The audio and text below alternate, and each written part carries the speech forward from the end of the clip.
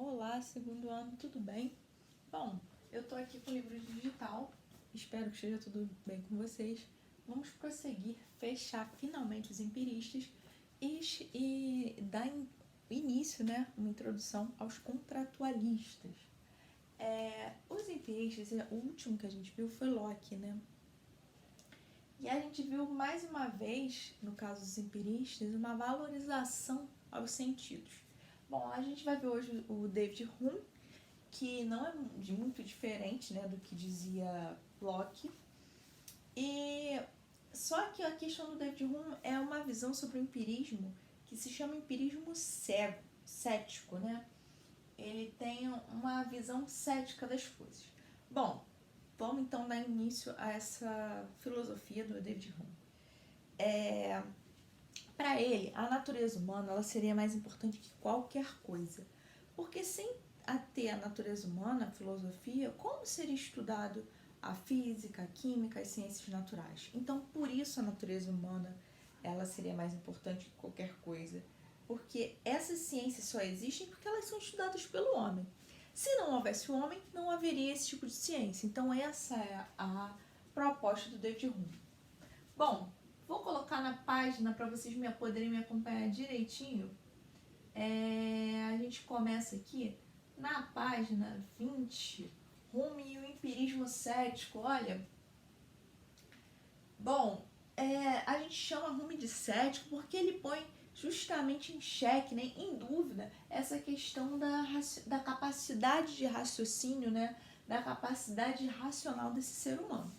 Bom, então a gente viu como é que ele vai visualizar as ciências. É a partir dessa perspectiva de que a natureza humana ela é mais importante que tudo. Tendo em vista que se não existe o homem, não vai existir outras ciências. Bom, né? Acredito que seja simples, né, de fazer essa associação como o Hume fez. Bom, então ele cria um método experimental para compreender o funcionamento da mente, né, dentro desse contexto de natureza humana. Então vamos prosseguir, a gente está na página 20, a gente vai agora para a página 21. Bom, então ele vai falar das impressões, das associações, das ideias, né, de princípios e tudo mais de associação. Ele vai seguir, lembra que eu falei que ele não traz muitas inovações do que diz respeito a Locke? Lembra da ideia de um homem com uma tábula rasa, né? Tudo que o conhecimento ele é muito adquirido por conta da experiência, né? Lembrando que eles são empiristas, os sentidos são fundamentais, então, logicamente, as experiências são fundamentais. Bom, então já que ele defende essa inexistência de ideias inatas, o homem não nasce conhecendo, não há nada, a mente a gente pode falar que ela necessita, né, dessa questão das experiências para finalmente conhecer, dos sentidos. Bom, então para isso as ideias elas derivam de impressões e essas impressões elas são totalmente moldadas de acordo com os sentidos.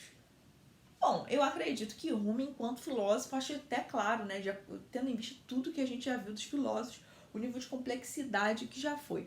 Os empiristas, de um modo geral, até por conta desse pensamento prático de resultados, de experiências, a gente pode até identificar como um tipo de uma corrente de filósofos bastante assim fácil de ser entendida, bem clara, bem objetiva, né? Isso se a gente põe em consideração com outras correntes.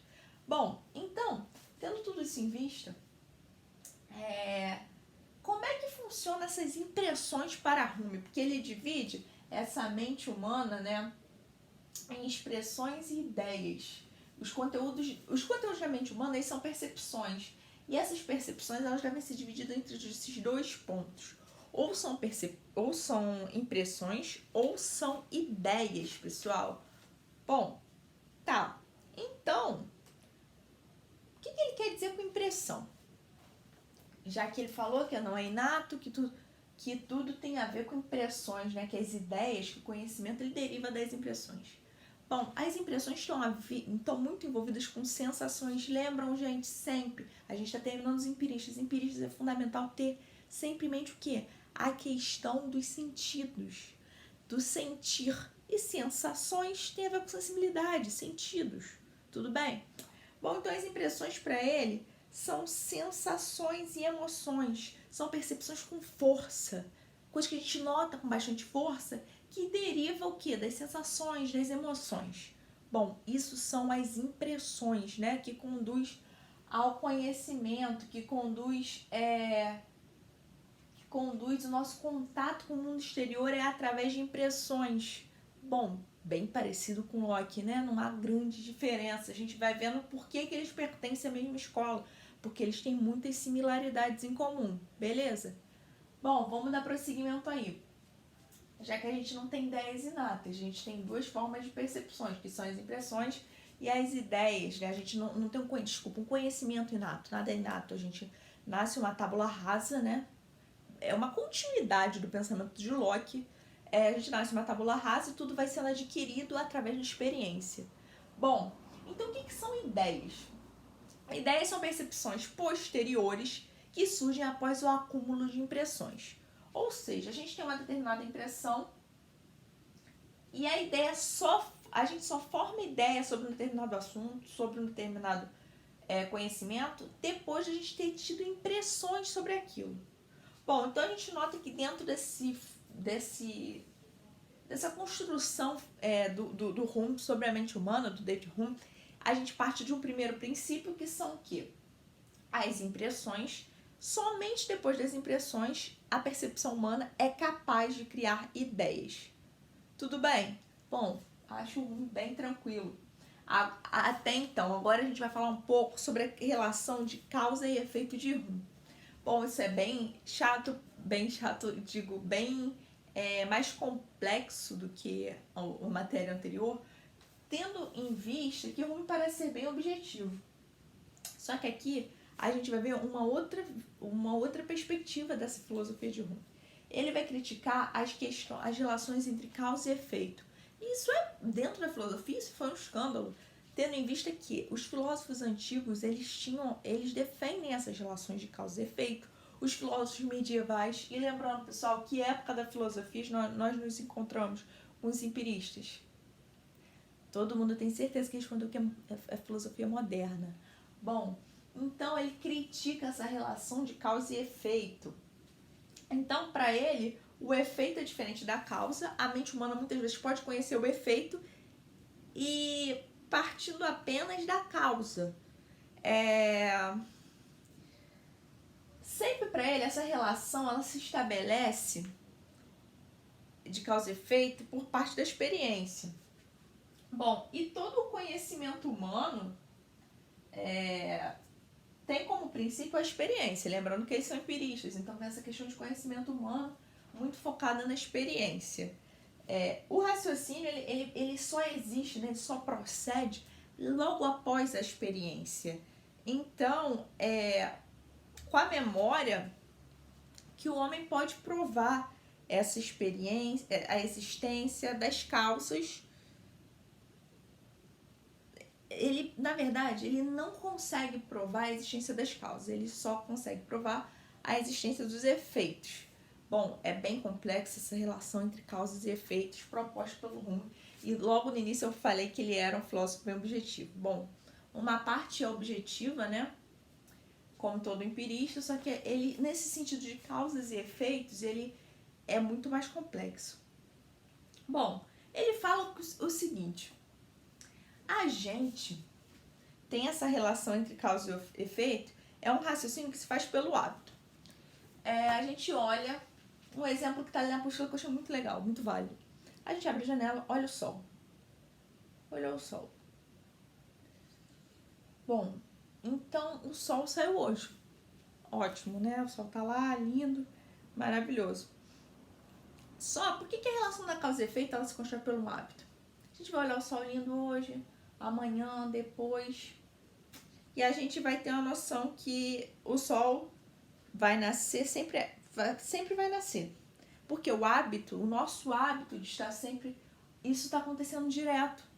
Então, isso cria um hábito. Ou seja, ele está falando que a relação de causa é muitas vezes por um hábito, né?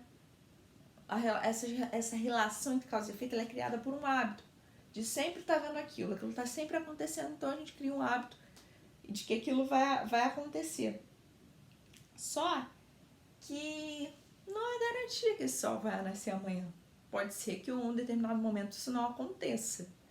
Então, por isso que ele fala sobre a problemática da relação da causa e efeito, né? Que ele fala que esses raciocínios são decorrentes de um hábito, que aquilo aconteceu 1, 2, 3 vezes, então as pessoas acham que vai ser sempre assim. Então, só porque a gente observa, então a gente já cria um hábito, acha que aquilo vai ser sempre assim. Então, daí que ele critica isso. E ele põe em crise toda a construção da metafísica anterior a ele. Eu tô falando dos filósofos antigos e filósofos medievais. Ele põe em crise tudo isso. Bom, a gente vai ver lá na frente o Kant, como isso vai chocar o Kant, né? Que é um filósofo que a gente vai ver mais adiante. Bom, então a gente tem essa ideia de o raciocínio feito pelo hábito e que todas as relações são apenas raciocínios feitos pelo hábito. Essa relação de causa e efeito são sempre observados. Mais uma vez, pessoal, vou repetir isso mais uma vez porque eu acho complexo. Então, é sempre pelo que a gente observa. A gente acredita numa causa e no efeito porque a gente tem um hábito das coisas acontecerem dessa forma. De observar as coisas acontecendo dessa forma, então a gente cria que existe uma causa e efeito, não necessariamente. Bom, agora, para finalizar, vou botar um ponto final na questão dos empiristas. Espero que tenha ficado clara essa parte. Eu tenho elucidado agora no final, que ele no início ele critica muito. O Rumi, ele fala que a mente humana às vezes pode conhecer o efeito sem conhecer a causa. Ele trabalha com as duas coisas de uma forma separada, né? E aqui a gente vê justamente que essa ideia de que essa relação só existe por um hábito. Bom, então eu espero que eu tenha deixado isso bem claro para vocês. Vamos prosseguir aqui para fechar os empiristas de vez. Opa! Página 22. É 22? Não, é 21 ainda. Vamos aqui para esse... Não, desculpa. 21. Vamos aqui para esse racionalismo versus empiristas. Bom, a gente está fechando o empirismo hoje. Racionalismo, existem ideias que são inatas, ou seja, o ser humano ele nasce com aquelas ideias. E o empirismo não existem ideias inatas, é tudo na base da experiência. Imagino que vocês já tenham conseguido entender isso aí. O racionalismo, o ser humano adquire esse conhecimento pelo uso da racionalidade, enquanto o empirista não, são as experiências sensíveis, olha os sentidos, a importância dos sentidos. Os racionalistas, a razão é o instrumento do conhecimento, e o empirista, o ser humano, conhece por meio dos 5 sentidos. Bom, espero que isso tenha ficado claro para vocês. Vamos prosseguir, vamos chegar nos contratualistas, fechando isso aí, dando início a outra escola, uma outra corrente filosófica.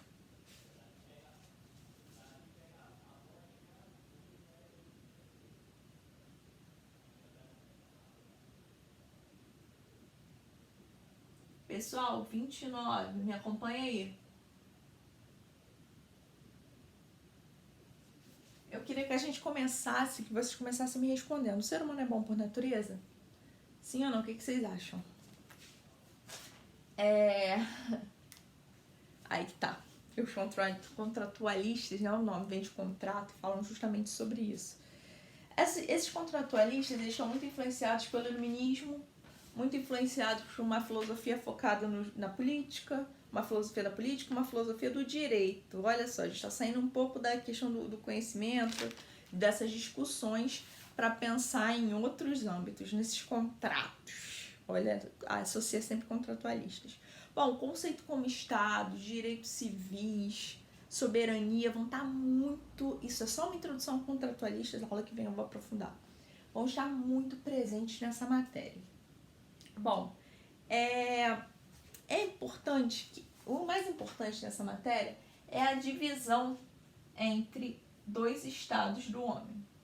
Um é o estado de natureza, outro é o estado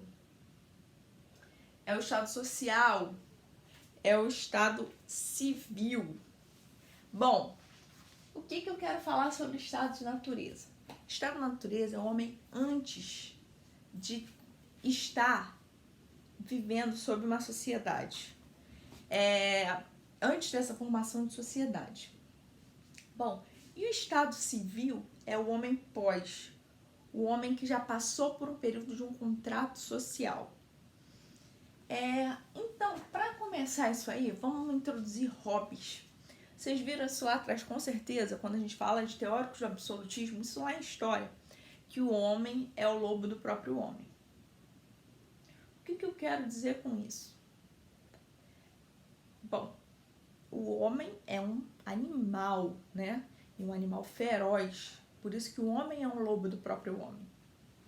Prosseguindo, mais do que isso, o Hobbes, ele acredita que os homens são violentos por natureza e é uma violência ilimitada. Ele quer conseguir alguma coisa, ele vai até o máximo possível das consequências.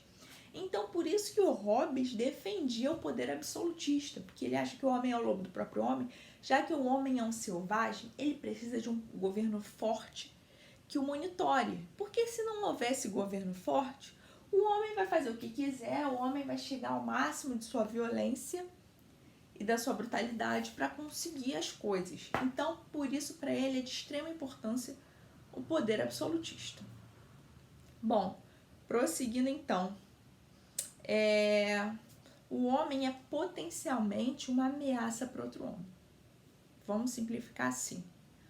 Já que ele é uma ameaça para outro, é necessário um poder forte que controle esse homem.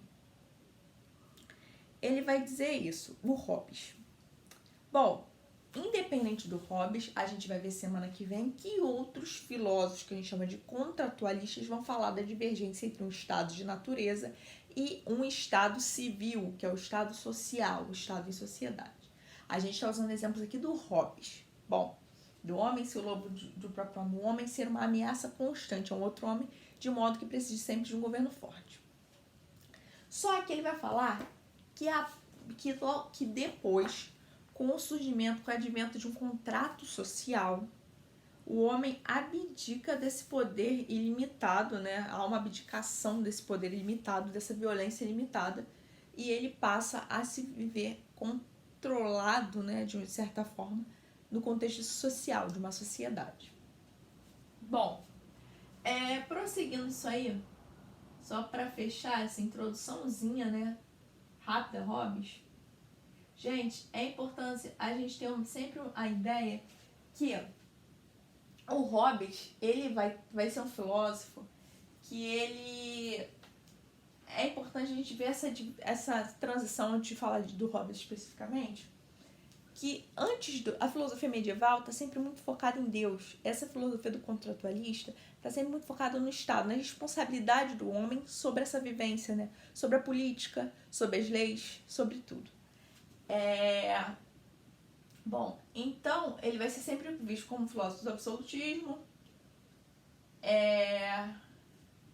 O homem, ele está sempre em busca da satisfação do seu próprio desejo. O homem é extremamente egoísta na concepção de Hobbes. E ele vai botar fim naquilo que o Aristóteles tinha falado. Lembra? Eu acho que a gente viu isso ano passado, com certeza, que o homem, ele teria um estado de felicidade, que ele teria um ponto supremo na vida humana. Para Hobbes, não. Para Hobbes, o homem é insaciável. Insaciável a ponto de que, se ele conseguir uma coisa, ele não está satisfeito. Ele vai sempre em busca de mais. E olha só que visão pessimista. Já que ele é violento e ele é egoísta, ele passa por cima de tudo para conseguir isso. Então, ele vai pôr em questionamento o que diz Aristóteles sobre isso. Porque o homem é insaciável, ele está sempre em busca de mais. E ele fala o seguinte, prosseguindo essa parte agora, voltando ao estado de natureza. O homem, no estado de natureza, não há uma ideia de... Estou aqui na página Só para vocês irem me acompanhando, marcando pontos principais, olha. Tô na página 30. Bom, a gente vai ver Locke novamente, mas só para fechar aqui o Hobbes. O homem vivendo esse estado de natureza, a gente vai ver que esse homem, ele é extremamente violento, e a lei que funciona no estado de natureza, por não haver leis, como no estado civil, é sempre o mais forte predominando, sempre o mais fraco dominando esse mais fraco. Bom, e o contrato social, ele leva essas abdicações, não é de um modo amigável. Lembra que eu falei do estado de natureza para o estado civil? Havia um contrato social que o homem abdica disso tudo. Bom, isso não é de uma forma amigável. Ele fala da importância de sanções, né, para que esse homem atinja ele seja domado. O que é a polícia? São as leis. Então, só assim o homem consegue ser contido nesse estado de selvageria, de egoísmo, por conta dessas sanções que ele tem que viver dentro desse estado civil. Bom, esses estados de natureza, ele fala aqui, são completamente livres, prevalecem os instintos, não há leis nesse estado de natureza e não há injustiça, por isso que esse homem ele é selvagem, ele vai um se sobrepondo sobre o outro. Bom, enquanto a gente vê aqui com o estado de civil, né, paulatinamente a aplicação de leis, e esse homem é domado. Pessoal, espero que tenha ficado tudo bem. A gente fechou os empiristas. Nós vimos aquela característica do empirista que o homem é uma tábula rasa. O homem consegue, ele só atinge o conhecimento através das experiências. Comparamos aos racionalistas, que não era sempre a razão que era importante para os racionalistas, e não a experiência, e não os sentidos. Entramos nos contratualistas, que a gente tem, só simplificando tudo, a gente compara o estado de natureza ao estado civil, que é o estado de sociedade. Beleza? Bom, espero que sim. Estaremos juntos numa próxima. Tchau, tchau.